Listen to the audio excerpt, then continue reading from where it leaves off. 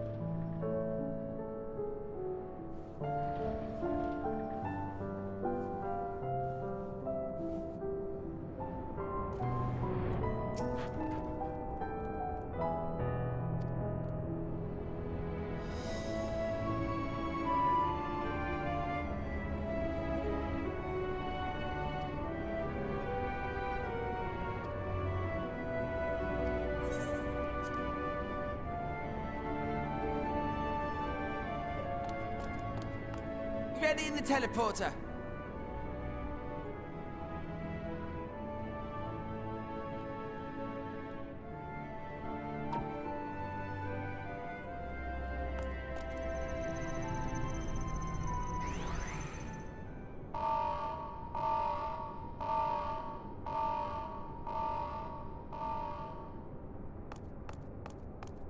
Huh? Access to living quarters restricted due to reconstruction.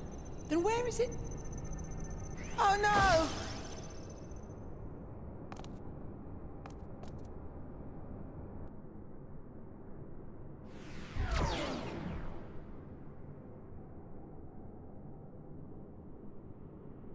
A private audience, as thou didst request, for reasons I know not.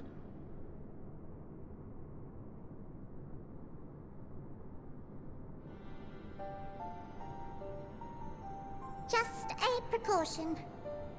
I'd rather I didn't have to ask the question at all, but I take my responsibilities very, very seriously. Do you and your friends, by any chance, find our accommodation wanting? Be honest, brutally even. 'Twould be ungracious of me to belittle the efforts of thee and thine. Lovely sentiment, really. But the disappointment is writ plain on your comrades' faces. It's all the more frustrating since no one will come out and say what they find wanting.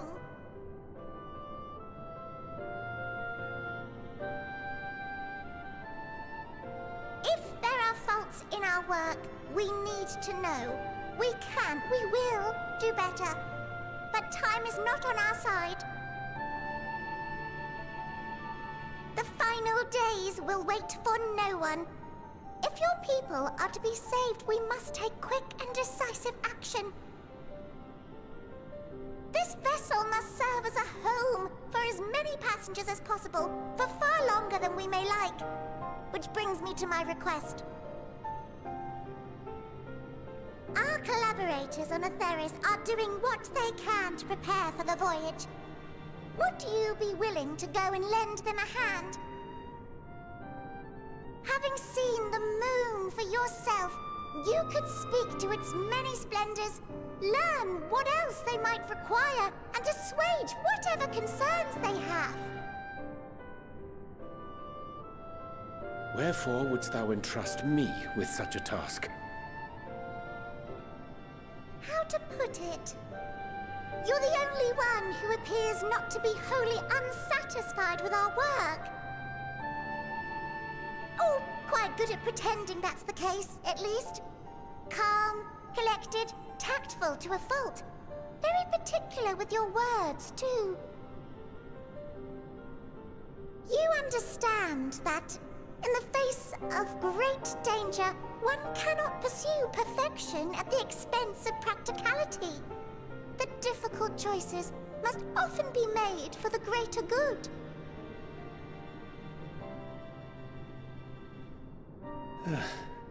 And so fate doth conspire to set my feet upon this path once more. Come again?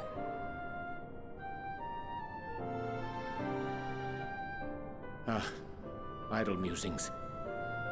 'Tis no trifle, thou dost ask. Yet full well do I understand the urgency and necessity.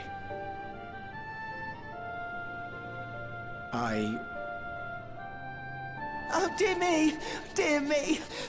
I was terribly sorry for the mix-up. It's a bit of a malfunction. I hadn't realized the residential quarters were inaccessible, you see. But you're still in one piece. So, all's well that ends well, yes? Won't happen again. I promise.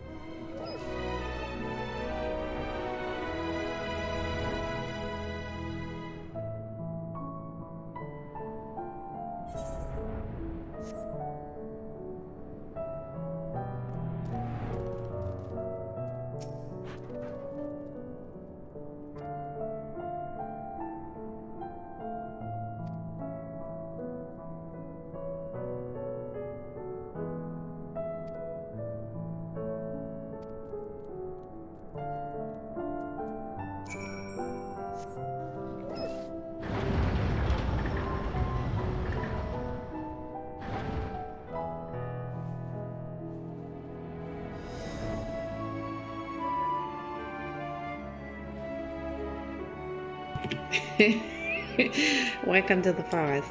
That's what they think. Are trees. Maybe they should have given them like picture books or something.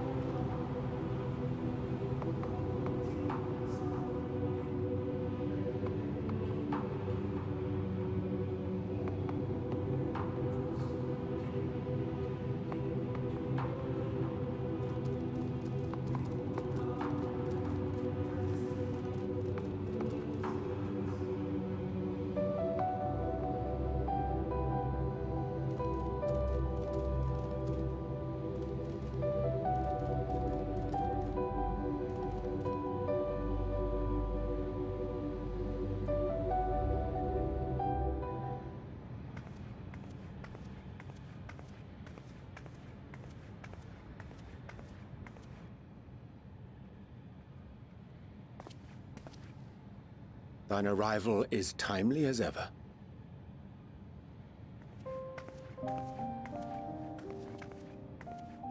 Thou didst chance to overhear my conversation with Living Way, I presume?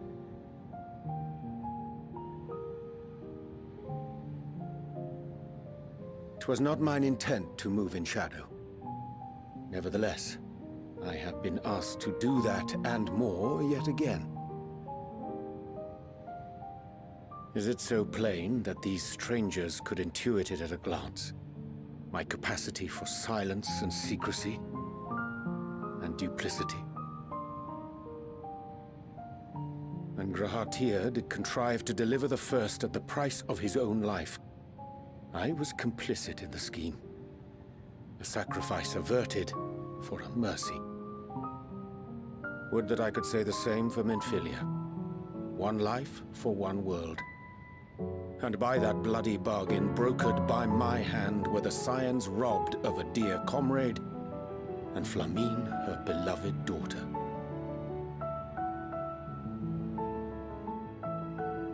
Two souls, whose selflessness was beyond measure, whose resolve was unshakable. They would not be moved even had I thought to protest. But protest I did not. Far from it. I pushed them forward. No effort did I make to seek out alternatives, ones that would not demand such terrible costs. That resignation weigheth heavy on my mind, as does the memory of another lost to mine inaction. Dearest Moonbringer, who did face death unflinching, that we might secure a means to bring low the Ascians.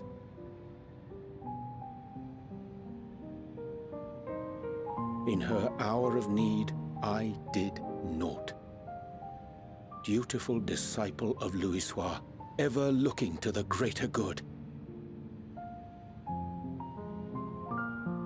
Had I shut mine eyes and bid her live instead, mayhap she would be with us today.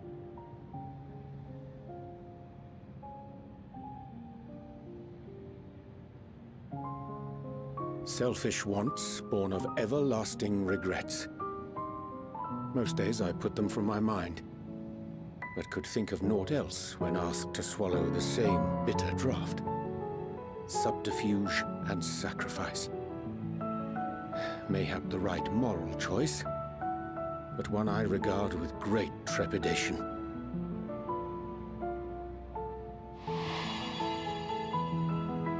The calamity of Amarot was a tragedy beyond reckoning, one which must never again come to pass.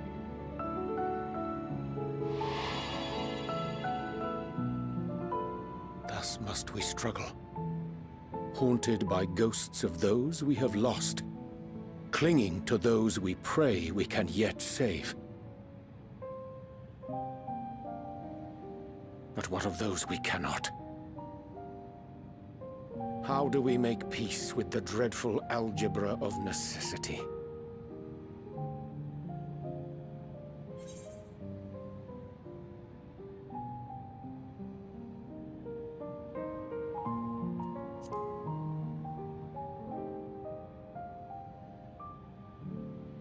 I am not alone in my discomfort, then? 'Tis surprising, though perhaps not.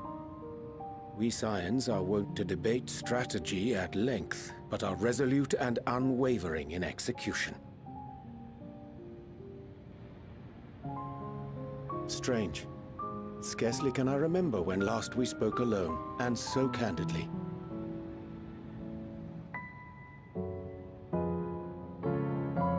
I thank thee. For all my supposed skill with words, I find it difficult to express such private thoughts. As for the Loporrit's proposition, I will take time and consider how to respond. 'Twould be to our mutual benefit if we could converse more openly with our aspiring caretakers. A concern I should be glad to address on the Scion's behalf. To dispense with all pretense and bare one's heart to another is a frightening thing indeed. But we cannot move forward ere we take that bold first step.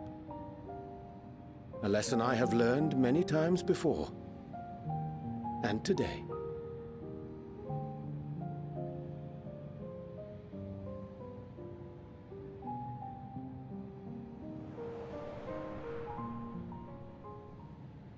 What are they saying? Curse these ears! I've heard bugger all! No matter.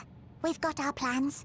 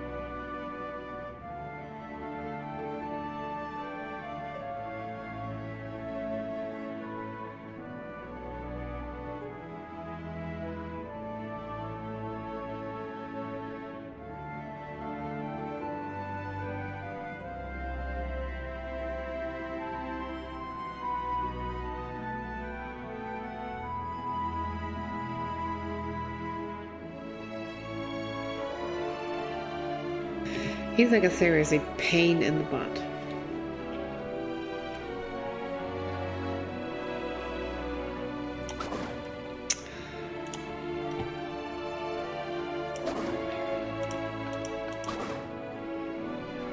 Like seriously, he's like the most difficult one to find.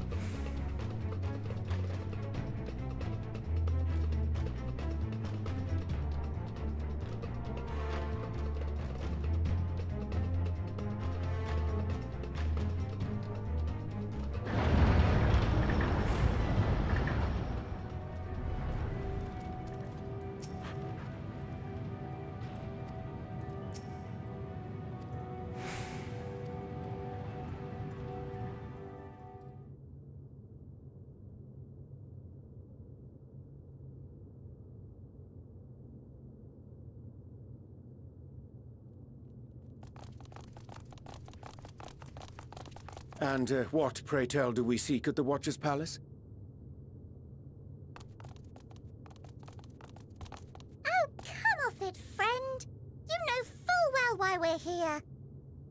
The time has come for you to return to Aetheris and help your brethren prepare for their journey here and beyond.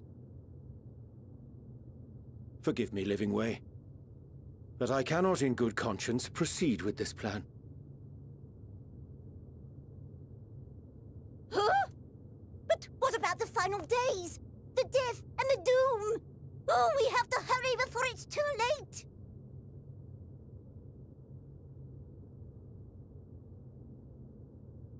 Your unflagging commitment to your duty is endearing, to say the least.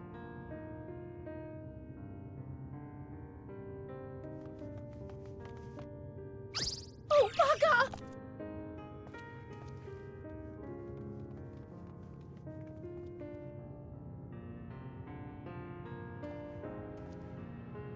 Be at ease. They bear you no grudge, nor do I. How could we, having come to understand your purpose? For millennia, you and yours worked tirelessly towards the singular purpose of this heavenly vessel's construction. An arduous feat by any measure. It is clear you have spared no effort. Why, your very names are a testament to your dedication.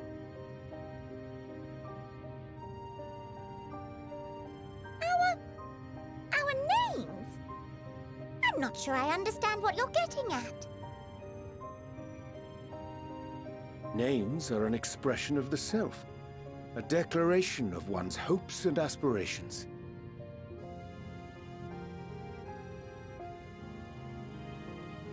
Your use of contemporary, uncomplicated nomenclature doth ensure clarity of purpose. There can be no doubt that your love for the people of Aetheris is boundless and pure.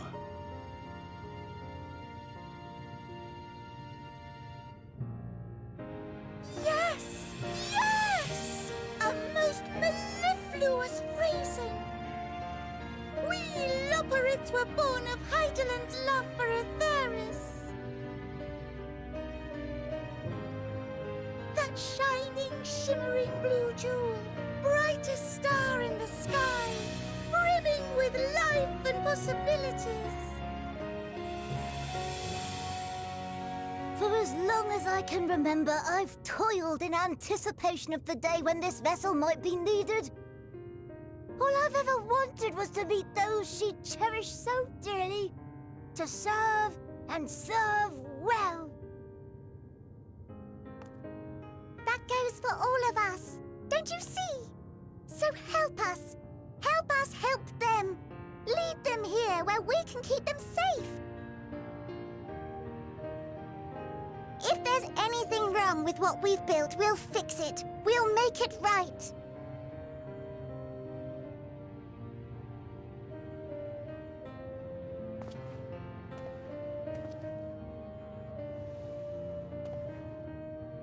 Your works want not for repair. Yet there remaineth much for you to learn of men, and your own kin besides. Singing Way, thy name bespeaketh more than the simple marriage of rhythm and rhyme. The songs of Aetheris are beyond counting, and span the length and breadth of emotion.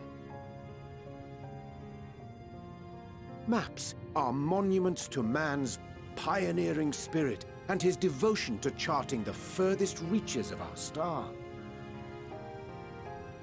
Many have devoted their lifetimes to exploratory pursuits, to venture unto the highest mountains and the deepest oceans in search of unknown frontiers. And thou, my friend, I do not think we have met. My name is Pudding Way.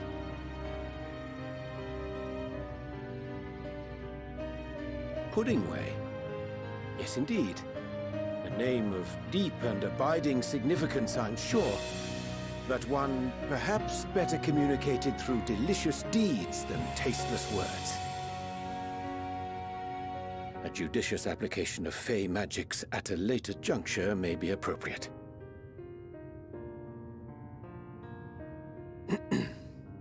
And living way. 'Tis no easy feat to convey the significance of thy moniker.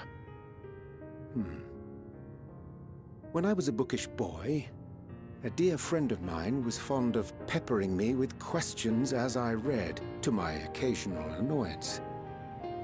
One day, I posed to her a question of mine own. What doth it mean to live? After much contemplation, she proffered this answer. The anticipation of a half-read story's conclusion. The hope today's mistake may serve as tomorrow's lesson. The wish that a new acquaintance may one day call thee friend. She believed it to be all these moments and more.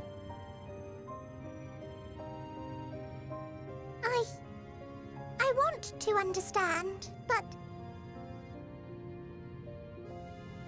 I, too, still labor to find mine own answer. 'Twould be my pleasure to assist you and yours in embarking on a journey of self-discovery and enlightenment.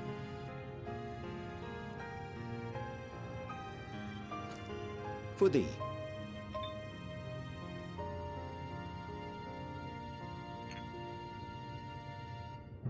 Ink as blue as the waters of Aetheris.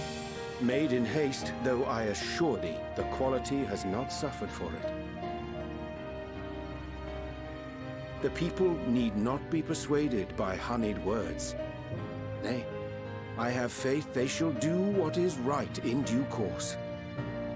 Until they do, I beg your patience, friends. And with that ink, let us fill the empty pages of Living Way's compendium. An open exchange of ideas will surely afford you all a better understanding of modern man, and with it, ideas for improvements and renovations. But more importantly, it shall empower us to together find a way forward.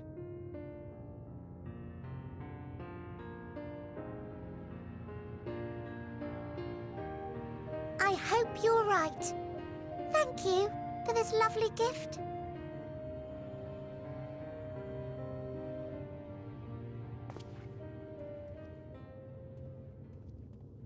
There you have it. I shall remain with the Loporrits to ensure that all is in order. Though we must needs prepare for every eventuality, you would all agree that the evacuation of our star is a last resort. To accept failure is to accept the demise not only of our star, but that of Reen's, of all reflections, and the souls that call them home. Which is why I have every faith that you shall fight to the last, that such drastic measures may prove unnecessary. Should the worst come to the worst, and I pray deeply that it won't, I'll take comfort in knowing preparations were made under your watchful eye. Aye, thou mayest be assured that if calamity cometh, not a soul will be left behind, if being the operative term.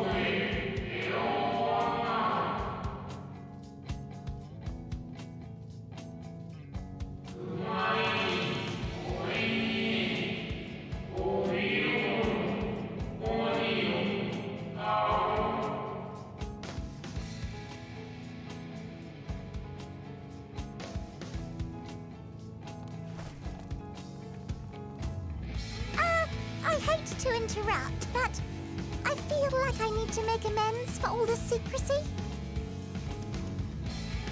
Think nothing of it. We haven't been the most gracious of guests. Do convey our apologies to Growingway and the others. But of course! And when next we welcome more guests from Atheris, we'll have learned to be much more hospitable hosts. Oh, and circling back to the matter of inappropriate secrecy, we ought to discuss our benefactors. Agreed. The Charlayan Forum, yes? What? How did you know? The more I heard, the more obvious it became. The Forum's aims align closely with those of your anonymous patrons. A telling coincidence would be an understatement. Though had we not taken it upon ourselves to peruse certain restricted tones in Labyrinthos, we might still be unaware of their plans. But let us continue this discussion upon our return. I dare say we have kept Alphino and the others waiting long enough.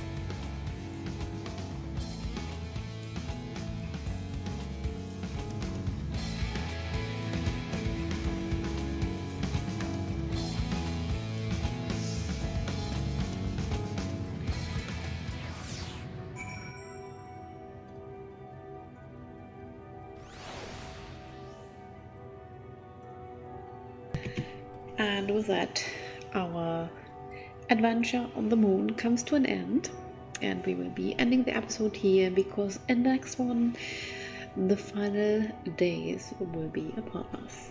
Thanks for